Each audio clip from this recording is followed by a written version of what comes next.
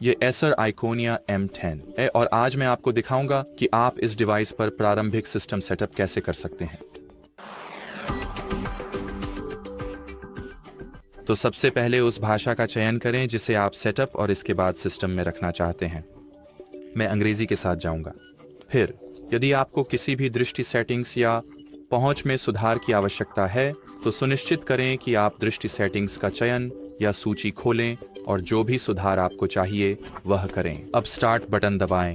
Acer उपयोगकर्ता शर्तों को पढ़ें और सहमत हों, या सही कहें तो अंतिम उपयोगकर्ता लाइसेंस समझौते पर सहमत हों, फिर अगला दबाएं।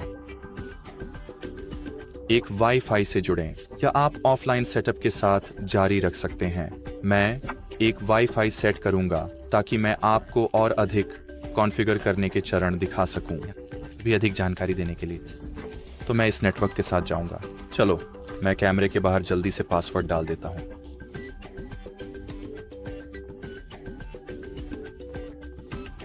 तो जैसा कि मैं देख सकता हूं, टैबलेट वाईफाई कनेक्शन सेटअप करने में संघर्ष कर रहा है। यह वास्तव में कोई बात नहीं, ये अंततः सेटअप करने में सफल हो गया। तो हम अभी सेटअप के साथ जारी रख सकते हैं। यहाँ जैसा कि आप देख सकते हैं, हमें बस इंतजार करना है। तो चलो हम सक्रिय रूप से ऐसा करते हैं।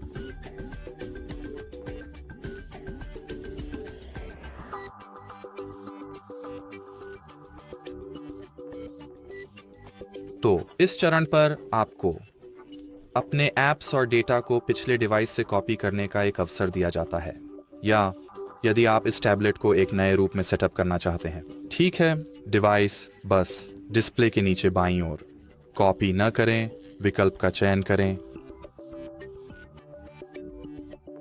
अगला चुनें कि इस डिवाइस का उपयोग कौन करेगा, या तो वयस्क, किशोर या शायद एक बच्चा। और यदि आप बच्चे का चयन करेंगे तो आपको माता पिता के नियंत्रण सेटअप करने का विकल्प दिया जाएगा। लेकिन एक बार फिर फिलहाल हम वयस्क के रूप में जारी रखेंगे। या ठीक है, बस हाँ, एक वयस्क उपयोगकर्ता के रूप में यहाँ अब आप एक गूगल खाते में साइन इन कर सकते हैं या इस चरण को छोड़ सकते हैं। अधिक जानकारी देने के लिए मैं वास्तव में गूगल खाता जोड़ूंगा। तो चलो मैं जल्दी से अपने क्रेडेंशियल्स कैमरे के सामने डाल देता हूँ। एक बार फिर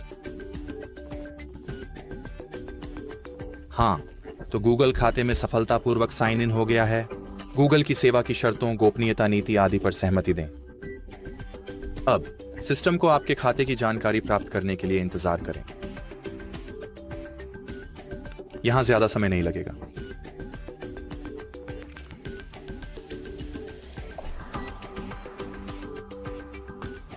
अब चुनें कि आप कौन कौन सी गूगल सेवाओं को सक्षम करना चाहेंगे। डिवाइस डेटा का बैकअप, स्थान स्कैनिंग, उपयोग और डायग्नोस्टिक डेटा भेजना और अपडेट और ऐप्स इंस्टॉल करना, मैं सभी को सक्षम कर दूंगा। यहाँ प्रस्तुत सेवाएं हैं, लेकिन चुनाव आपका है। यदि आप इनमें से किसी भी सेवा का उपयोग नहीं करना चाहते हैं तो आप उन्हें अब बंद कर सकते हैं। हमें डिफ़ॉल्ट सर्च इंजन का चयन करें। मान लीजिए मैं डॉक्टर गो के साथ जाऊंगा उदाहरण के लिए।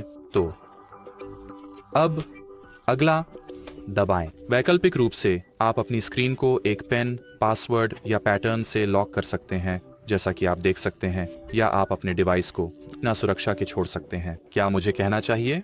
और इस चरण को अभी छोड़ दें। आप किसी भी समय सेटिंग्स में बाद में स्क्रीन लॉक सेटअप कर सकेंगे। तो ठीक है, अगर आप अपना मन बदलते हैं तो आप हमेशा स्क्रीन लॉक को सक्षम कर सकते हैं। अब आपसे पूछा जा रहा है कि क्या आप गूगल असिस्टेंट के लिए है गूगल वॉइस मैच चालू करना चाहेंगे, जो आपकी बातों को सक्रिय रूप से सुनेगा और गूगल असिस्टेंट को लॉन्च करेगा। हर बार जब आप कहते हैं ठीक है हे गूगल, मैं इस चरण को छोड़ दूंगा और इस विकल्प को अभी के लिए बंद रखूंगा।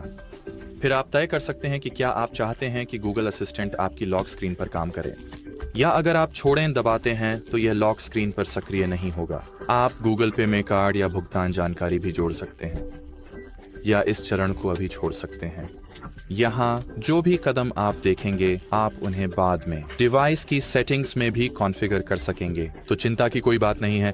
अगर आप अपना मन बदलते हैं तो आप हमेशा चीज़ों को कॉन्फ़िगर कर सकते हैं। अब एक बार फिर चलिए टैबलेट के तैयार होने का इंतजार करते हैं, और इस बार इसमें ज़्यादा समय नहीं लगा और जैसा कि आप देख सकते हैं डिवाइस पूरी तरह से सेटअप हो चुका है और उपयोग के लिए तैयार है। तो वीडियो यहीं समाप्त होता है दोस्तों।